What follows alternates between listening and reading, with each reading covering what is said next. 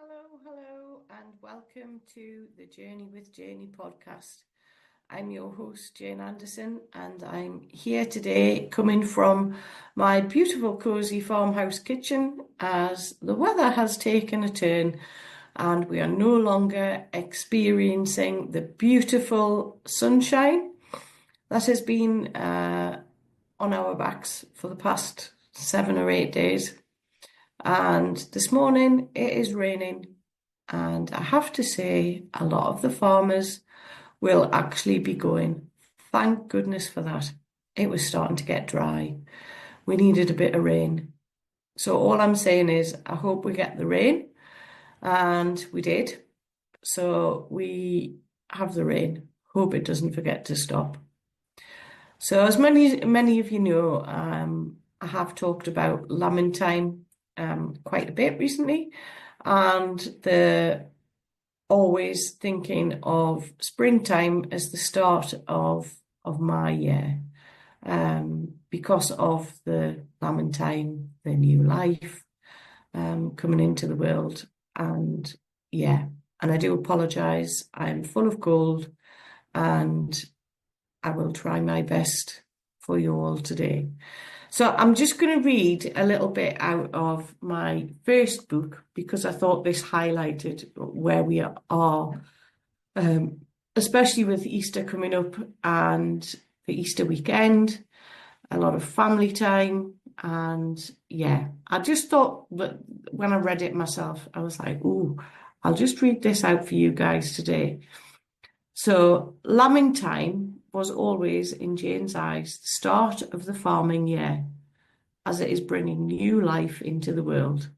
And springtime, with the snowdrops and daffodils shooting up in places that you would never expect. Easter was always a cause for celebration. And no, not just because they got a heap of chocolate eggs, but Jane and Thomas, that's my brother, got to spend time with family and friends. Easter Sunday was spent with Grandma and Granda, my mum's parents, who lived literally next door along the yard. Jane and Thomas spent a great deal of time with Grandma and Granda, as they could just walk next door. Grandma and Granda lived in the original farmhouse, which was, to Jane and Thomas at the time, absolutely massive. A proper old-fashioned house, which at one time had servants' quarters and huge rooms to entertain in. The servants' quarters in the attic consisted of 3 rooms and the signorial, I must have had to look that bit up, and the signorial bells were still hanging on the walls. The views from the windows across the valley were amazing. It wasn't until Jane and Thomas were a little older that they ventured upstairs to the attic. But wow, what a place for adventures. It was like having your own house to explore, although it was a bit spooky at times. Jane loved to play with her mum's old doll's house up there and rummage through the numerous big wooden trunks of stuff. And I mean, there was plenty of stuff. Some of it, Jane and Thomas had no clue what it was, but it gave way to hearing some great stories of when their grandparents were younger and the tough times that they endured in their life to get to where they were. Granda's father had changed his name by deed poll to purchase the family farm. There were also pictures of the family in Australia. Granda loved to tell the story of his grandfather getting into a boat to Australia to make a new life for his family in Perth. Granda Tom, as Jane and Thomas called him, was great fun and a fabulous storyteller. Jimmy Mouse was born during one coffee time spent in the big house. Thomas, have you been in the fridge? Asked Granda. Thomas raised his eyebrows. What? The fridge? I think there's something living in there, said Granda. Well, as kids, you take anything that an adult says as the truth. It is how we learn what life really is, with open minds to receive anything from our environment. Granda continued. Jimmy Mouse lives in there. Did you not know? He's the one that turns the light on and off. Granda looked at Jane and Thomas over the kitchen table. They were both intrigued, so he continued. You can't see him, obviously, as he hides when you open the door. But he's there. He goes off on his adventures when we are busy. What kind of adventures? Jane asked. Oh, all sorts. He often pops down to the river to see his friends down there. Jane and Thomas looked at each other and smiled. Who are his friends? Asked Thomas. Well, there's Harry Hare, Rebecca Rabbit, Sally Snail, and Millie Mouse. And so Jimmy Mouse was born.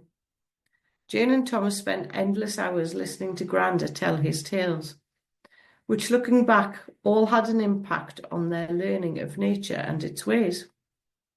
Jane and Thomas looked for Jimmy Mouse's friends when they were out for walks down to the river or up the Lonnon with Grandma, often making tales of their own as they went.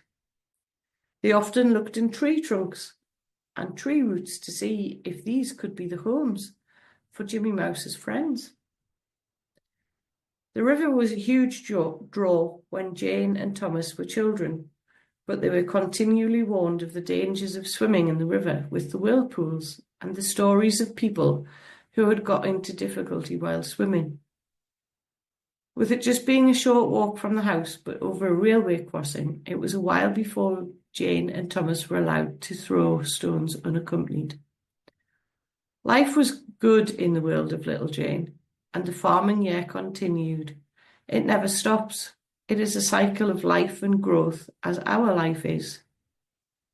Springtime is the new life, and Jane always classed this as the start of the farming year, not January, as January is still a continuation of feeding and looking after animals through the winter months.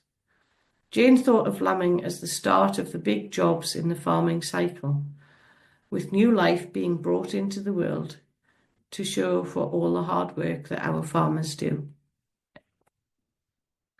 So I just thought I'd read that out because it kind of sums up the whole feeling of Easter, springtime, new life, almost the rebirth with the Easter weekend coming up. And I have to say, when I've been resting for my cold and sore throat, I've been getting a lot of sort of downloads and thoughts, as you do, when you switch off to what is going on in the real world. So I was linking this to the trauma of 2022. Obviously, I lost, my mum died in January while I was recovering from my first hip replacement, and Jonathan died in September of 2022 when I was 2 months into my recovery from my second hip replacement. So when I joined mentorship in the November of 2022, I am now looking at that as my journey of rebirth into a whole new world of who I actually am and finding my true authentic self and my soul purpose in life. So this may sound a bit deep and not sure where this is actually coming from, but it's what I felt that needed to be out there today, pre-Easter. So if this is a journey that we are all on, it brought me to the point that we are only sent the challenges that we can actually deal with. And one of my favourite sayings is, within every challenge lies the seeds of growth. So this also links back into sort of Easter, the bulbs of the daffodils and the snowdrops growing in places that we've never actually planted them ourselves. I'm not sure if that actually makes sense, but our snowdrops grow in the most unusual places, and nobody actually planted those. They just find their space. And I'm not really sure what I'm actually trying to say here, other than take this Easter weekend as a time to reflect on where you are, what you are actually doing with your life, and where you want to be going. Now, I'm 2.5 years into my rebirthing, I suppose, if you want to call it that, by joining mentorship after the trauma of 2022. So I'm calling myself 2.5 years old. So there we go. And I'm learning new things each and every day, trusting in the process that I'm in, as much as I hate the word process, because process means there's an end. And probably it's a journey, isn't it? We're all on a journey together to find out who we actually are and where we actually want to go. And being here with you guys, talking and getting this out of me has helped today. So thank you for listening. And it probably makes no sense.